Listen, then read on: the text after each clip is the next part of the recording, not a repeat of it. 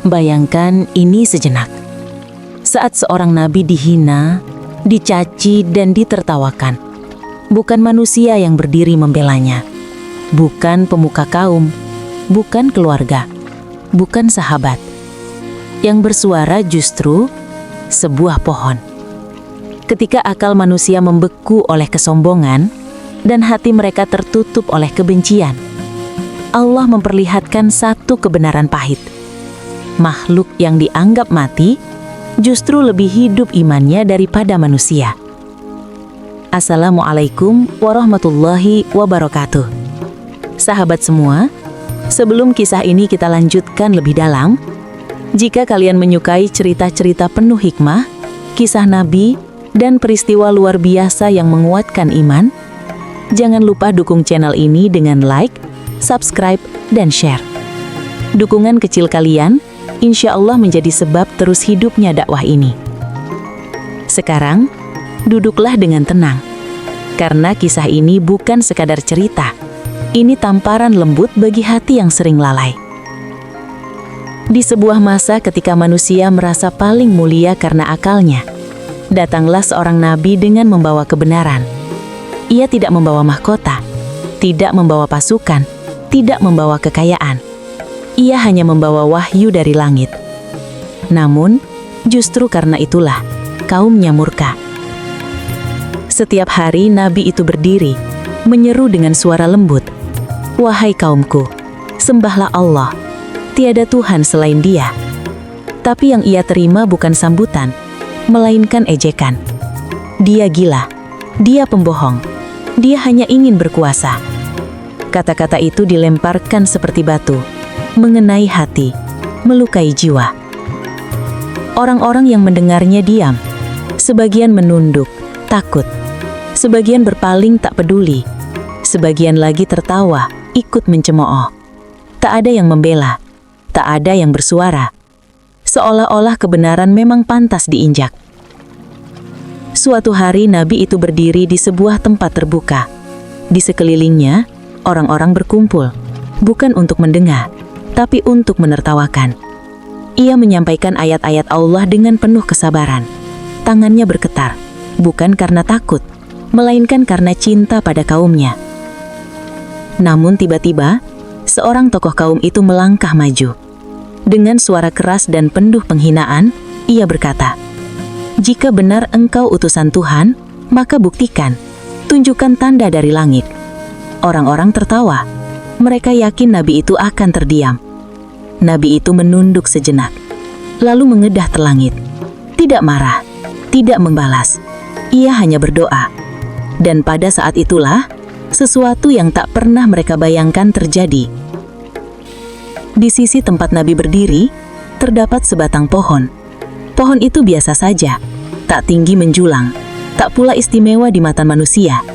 Tapi Allah memilihnya. Tiba-tiba, tanpa angin, tanpa sentuhan, pohon itu bergerak. Akar-akarnya mencengkram tanah, batangnya bergetar. Daunnya bergesekan seperti tasbih yang hidup. Lalu, dengan izin Allah, pohon itu condong ke arah Nabi. Seolah ia mendekat, seolah ia ingin melindungi. Orang-orang terdiam. Belum sempat mereka mencerna apa yang terjadi, pohon itu mengeluarkan suara. Bukan suara kayu retak, bukan suara daun jatuh, tapi suara yang jelas, menggetarkan. Ia bersaksi, ia membela. Dengan bahasa yang dipahami oleh Nabi dan kaumnya, pohon itu menyatakan kebenaran risalah sang Nabi. Langit seakan berhenti, tanah seakan menahan nafas. Manusia yang tadi lantang, kini keluh. Sebagian orang mundur ketakutan, sebagian wajahnya pucat, sebagian lagi justru memalingkan wajah, menolak kenyataan yang terlalu berat untuk diterima. Namun, yang paling menyakitkan, banyak yang tetap diam. Mereka melihat mukjizat, mereka mendengar kesaksian makhluk Allah, tapi hati mereka sudah membatu. Nabi itu memandang kaumnya. Di matanya tidak ada kemenangan, tidak ada senyum bangga. Yang ada hanyalah kesedihan. Kesedihan karena pohon yang tak berakal menurut mereka, justru lebih cepat beriman dibanding manusia yang diberi akal dan hati. Disitulah Allah memperlihatkan satu pelajaran besar. Jika manusia memilih diam di hadapan kebenaran, Allah mampu menggerakkan makhluk apapun untuk membela utusannya. Ketika lisan manusia terkunci oleh kepentingan dan ketakutan, pohon, batu, dan tanah pun bisa bersaksi. Dan hari itu, bukan nabi yang dibela oleh pohon, tapi manusia yang dipermalukan oleh imannya sendiri. Namun, kisah ini belum selesai. Karena setelah peristiwa itu, kaum itu tidak langsung sadar. Justru kesuhiman mereka semakin menjadi. Bukan kabar burung, bukan cerita dari mulut ke mulut. Mereka melihat sendiri. Sebuah pohon bergerak tanpa angin, bersaksi tanpa diperintah manusia, membela seorang nabi saat seluruh kaum memilih diam. Namun anehnya, keheningan setelah mujizat itu bukan keheningan taubat, melainkan keheningan yang menyimpan amarah. Beberapa orang saling berpandangan. Bibir mereka rapat, tapi dada mereka bergolak. Bukan karena takut kepada Allah, melainkan karena harga diri mereka hancur. Tokoh kaum yang tadi lantang menantang Nabi itu menggenggam tangannya erat-erat. Wajahnya memerah. Bukan malu, tapi tersinggung. Ia merasa dipermalukan di depan banyak orang. Ini sihir, katanya akhirnya. Pendek, dingin, penuh kebencian. Seperti itulah manusia ketika kebenaran terlalu terang. Jika hati tak siap menerima cahaya, maka yang disalahkan adalah cahayanya. Beberapa orang mengangguk, bukan karena yakin, tapi karena ingin tetap aman di barisan mayoritas. Yang lain tertawa kecil, tertawa yang dipaksakan, seolah ingin meyakinkan diri sendiri bahwa semua baik-baik saja. Padahal, jauh di dalam hati mereka, ada suara kecil yang berbisik. Bagaimana jika dia benar? Namun suara itu segera dibungkam, karena kebenaran menuntut perubahan, dan perubahan menuntut pengorbanan. Nabi itu masih berdiri di tempatnya. Ia tidak mengejar mereka, tidak berteriak, tidak memaksa. Ia hanya memandang pohon itu sejenak, lalu kembali memandang manusia-manusia di hadapannya. Dengan suara yang tetap lembut, ia berkata, "Wahai kaumku, aku tidak meminta upah, aku tidak meminta kedudukan. Aku hanya menyampaikan apa yang diperintahkan Allah kepadaku." Tak ada yang menjawab. Bukan karena tak ada kata, tapi karena kata-kata tak lagi berguna bagi hati yang menolak mendengar. Satu persatu mereka pergi, bukan dengan langkah tergesa, melainkan langkah angkuh. Seolah ingin berkata, "Kami tidak butuh kebenaranmu." Malam itu, Nabi itu sendirian. Tidak ada tepuk tangan, tidak ada pelukan, tidak ada penghiburan. Hanya langit yang luas dan tanah yang menjadi saksi. Ia duduk di dekat pohon itu. Pohon yang siang tadi bersuara, kini kembali diam. Tapi diamnya berbeda. Diam yang penuh makna. Seolah pohon itu berkata tanpa suara, "Kami tahu engkau benar." Air mata Nabi itu jatuh perlahan. Bukan air mata putus asa, melainkan air mata kasih sayang. Ia menangisi kaumnya, bukan dirinya. Karena ia tahu, azab tidak pernah datang tiba-tiba. Azab selalu didahului oleh peringatan, dan peringatan itu sudah mereka tolak. Hari-hari berikutnya menjadi lebih berat. Ejekan berubah menjadi tekanan. Tekanan berubah menjadi ancaman. Nabi itu dilarang berbicara di tempat umum. Orang-orang yang mulai mendekat kepadanya diperingatkan. Jangan dengarkan dia. Dia pembawa masalah. Siapa yang mengikutinya akan celaka. Manusia selalu punya satu ketakutan yang sama, yaitu kehilangan kenyamanan. Dan demi kenyamanan itu, mereka rela menutup mata terhadap kebenaran yang jelas di depan mereka. Ironisnya, pohon yang tidak bisa berjalan jauh, yang tidak bisa memilih, yang tidak punya kepentingan dunia, justru lebih berani bersaksi. Suatu sore beberapa orang dari kaum itu berkumpul diam-diam, bukan untuk merenung, tapi untuk merencanakan. Jika kita biarkan dia, anak-anak kita akan mengikuti ajarannya, kata salah satu. Dan jika itu terjadi, sahut yang lain, kita akan kehilangan kekuasaan. Akhirnya mereka sepakat, kebenaran ini harus dihentikan. Bukan dengan argumen, bukan dengan akal, tapi dengan tekanan dan kebisuan massal. Tidak ada lagi yang mendengarkan nabi itu. Tidak ada yang menjawab salamnya. Tidak ada yang menatap matanya. Ia seolah hidup di tengah orang-orang yang memilih menjadi mati. Namun Allah tidak pernah lalai. Ketika manusia menutup telinga, Allah membuka tanda-tanda lain. Angin yang membawa pesan, langit yang memberi peringatan, dan hati-hati kecil yang diam-diam mulai goyah. Di antara kaum itu, ada beberapa orang yang tidak bisa tidur sejak hari pohon itu bersaksi. Mereka teringat suara itu, gerakan itu, keheningan setelahnya. Mereka tidak berani berbicara, tapi hati mereka mulai bertanya. Dan disitulah benih iman mulai tumbuh. Pelan, diam-diam, tersembunyi. Seperti akar pohon yang bekerja dalam gelap, namun suatu hari akan merobek tanah. Nama nabi itu tak lagi disebut dengan lantang. Bukan karena dihormati, tapi karena takut disebut-sebut kebenarannya. Namun, justru disitulah ujian semakin berat. Setiap kali nabi itu melintas di pasar, orang-orang berhenti berbicara. Bukan memberi salam, bukan menyapa. Mereka memilih diam yang dingin. Ada yang pura-pura sibuk, ada yang memalingkan wajah, ada pula yang menatapnya dengan tatapan tajam. Tatapan orang yang merasa terusik, hanya karena kebenaran masih berdiri tegak.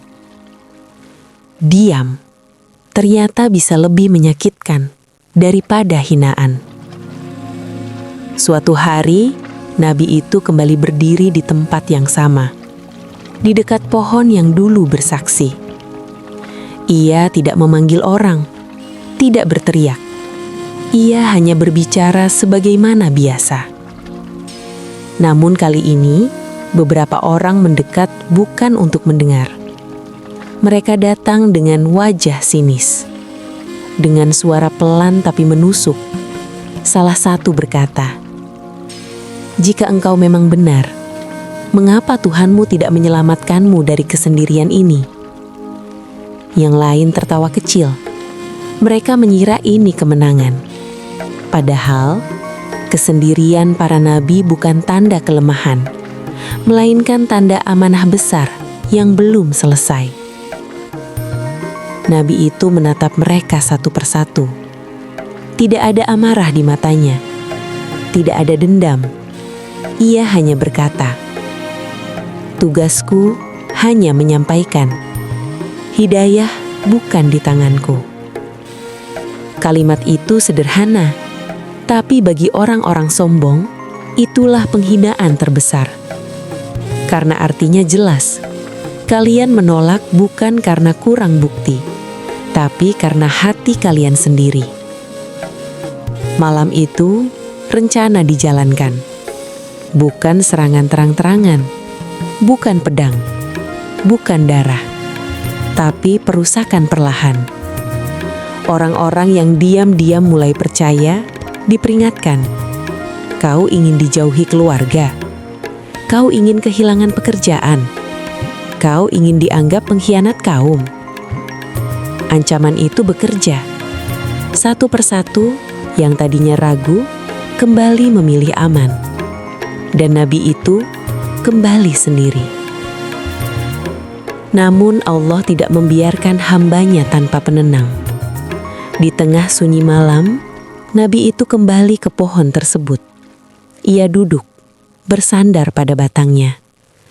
Dan kali ini, tanpa suara, tanpa gerakan, tanpa mujizat yang terlihat, hatinya dikuatkan. Seakan Allah berbisik dalam jiwanya, "Jika seluruh manusia menolakmu, aku tetap bersamamu." Dan itu cukup. Di kejauhan, beberapa orang mengintip. Mereka melihat nabi itu berbicara sendiri. Mereka menertawakan, tapi mereka tidak tahu bahwa di saat itulah langit mencatat kesabaran dan bumi menyimpan kesaksian. Karena setiap nabi yang disakiti akan selalu ada hari pembalasan yang adil. Hari-hari berikutnya di Mekah berjalan seperti biasa bagi kebanyakan orang. Pasar tetap ramai, perdagangan tetap berlangsung. Orang-orang berbincang, tertawa, dan berdebat tentang urusan dunia. Namun bagi Nabi Muhammad SAW, hari-hari itu terasa sunyi. Bukan karena beliau sendirian secara fisik, tetapi karena banyak hati memilih menjauh meski kebenaran sudah disampaikan dengan jelas. Sejak peristiwa pohon yang bergerak dan bersaksi itu, tidak ada perubahan besar di tengah kaum Quraisy.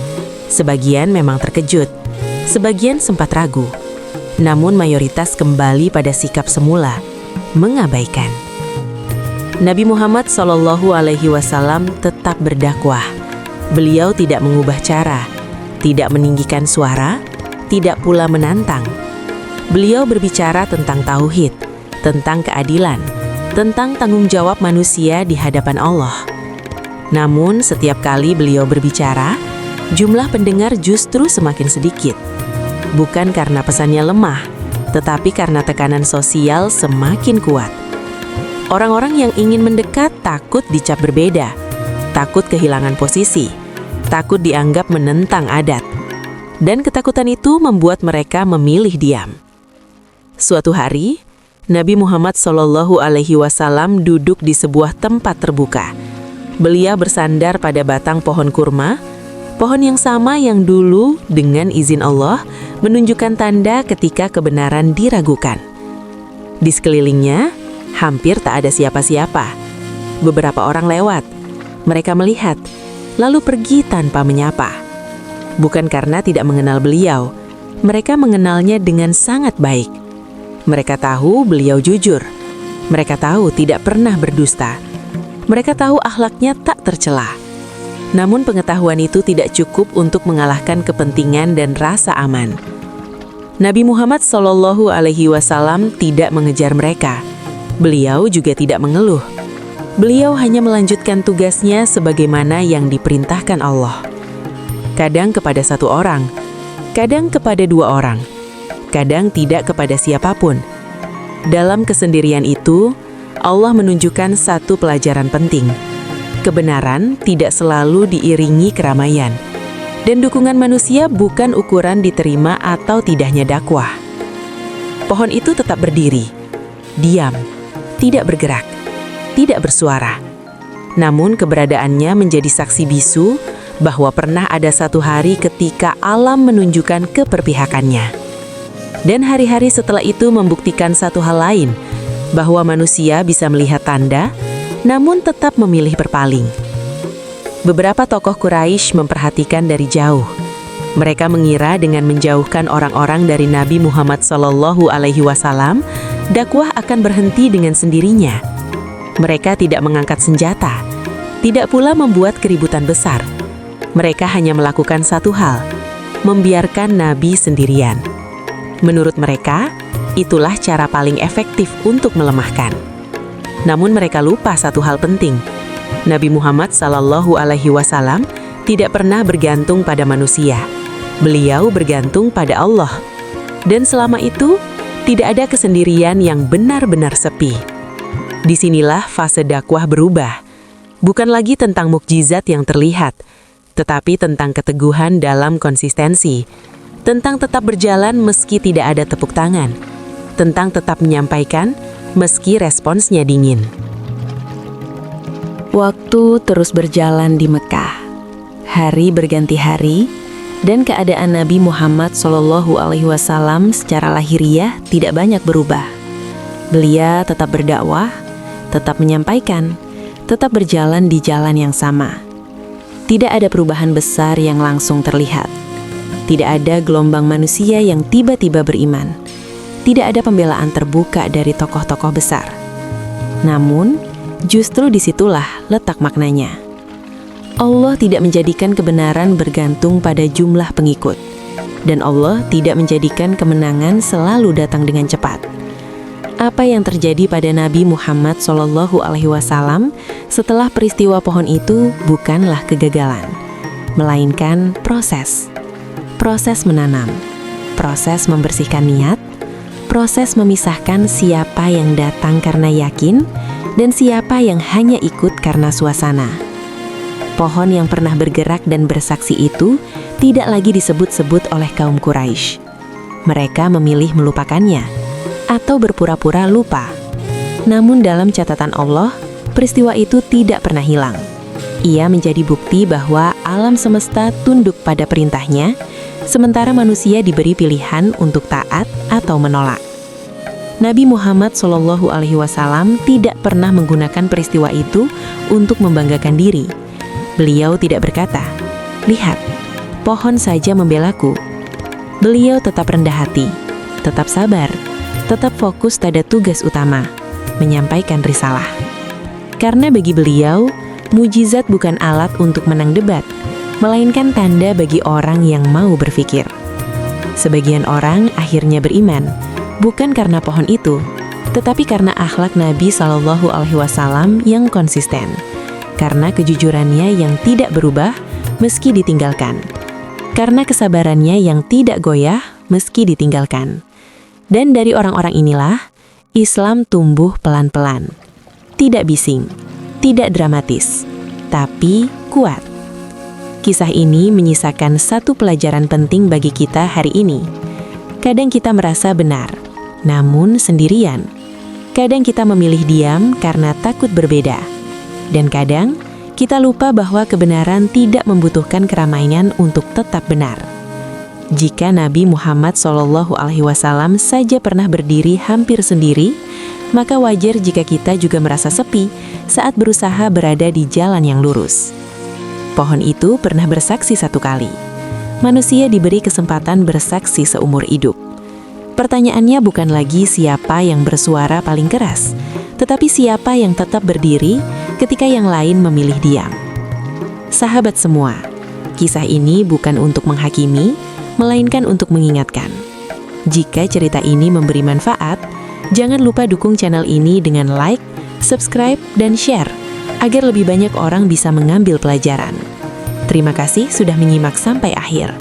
Semoga Allah menguatkan kita untuk tetap jujur pada iman, meski jalan terasa sepi. Sampai jumpa di video selanjutnya.